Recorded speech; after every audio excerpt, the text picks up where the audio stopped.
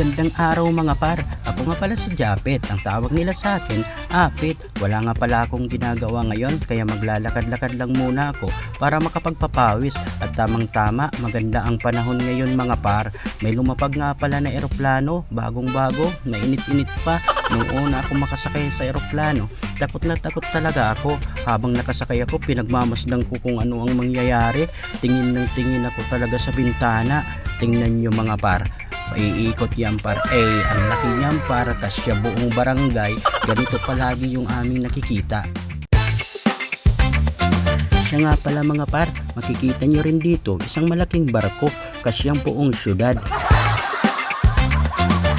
Medyo maaga pa pala tayo mga par, kaya mapapansin nyo wala pang masyadong mga sasakyan ang daan. May pupuntahan tayo mamaya mga par, kaya sundan nyo po ako mga par. Kung ang Maynila ay may Diwata Paris Overload, dito naman sa Katiklan matatagpuan nyo din po yung Lumi Overload na pinakamasarap. Pero bago ang lahat mga par, samahan nyo muna ako mag-ikot-ikot mga par para makita nyo kung anong mayroon dito sa Katiklan mga par. Siya nga pala mga par, may 7-Eleven at Mang Inasal po dito.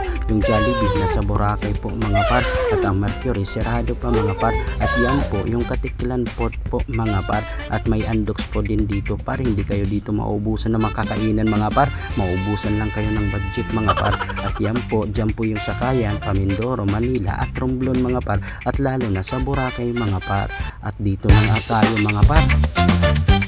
Sa sinasabi ko mga par, dito mo lang matitikman ang pinakamasarap na Lumi Overload mga par. Basta nasa Katiklan po yan, hanapin mo na lang mga par. Ang hirap mag-explain mga par. At dito na nga par, makikita nyo, ang sarap yan par. Inikos-mikos mo na yan insan, mainit-init yan par, umuusok pa yan par. Pag isinubo mo yan par, sigurado putok yung dina mo dyan par. Kaya dahan-dahan lang tayo, titikman natin mga par. Unang tikim, susubukan natin, pag-iramdaman yan par, pangauntikin. Okay.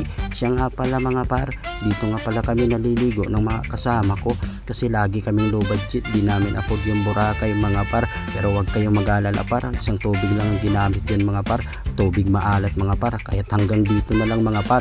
Thanks for watching.